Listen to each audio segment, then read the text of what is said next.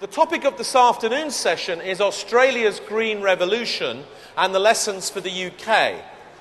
In the UK, we've had the basic assumption that to achieve a zero carbon built environment, that government is going to have to take the lead and create a framework which tells everybody what they must do, how they must do it, when they must do it, how it will be measured, who will pay for it, and everything else.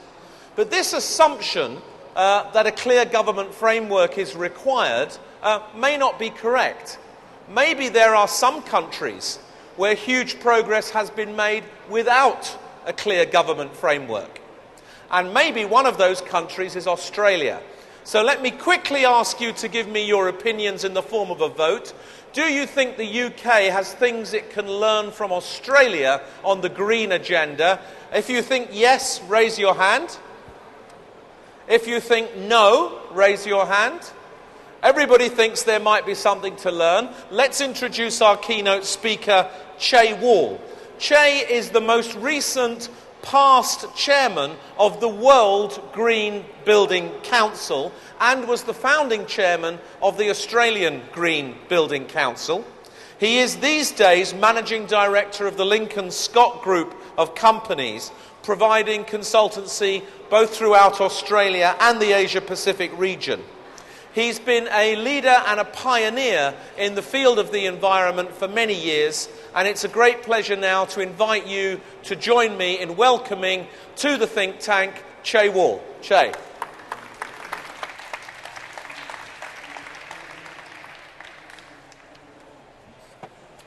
Thanks, Greg. I was at dinner last night at the Gala Ball, and the gentleman sitting next to me said, if my clients want to see smart commercial green buildings, I'll only send them to one place, that's Australia. It kind of knocked me back a bit. I arrived in Australia 15 years ago to this very day, and I spoke to my future employer. He asked me what I wanted to do, and I said, I want to design green buildings. His counsel to me was to get back on the plane. There was no market for green buildings in Australia. So it's changed a lot. And I think it's important to reflect that government has not waited, or industry has not waited for government to act. We have a sustainability roadmap being crafted which is being led by industry. And we're not hampered by a government who maybe ties us up in red tape and bureaucracy. So industry is creating a roadmap, and now we face maybe our biggest threat. As of November 2007, we do have a government that cares. We have a new Labour government. They are environmental policy mad, and we're all a bit nervous.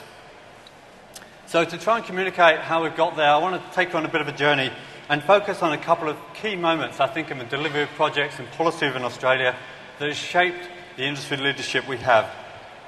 So the slide up here is Sydney skyline. Most of it was crafted in the 80s, and it looks deeply unsustainable.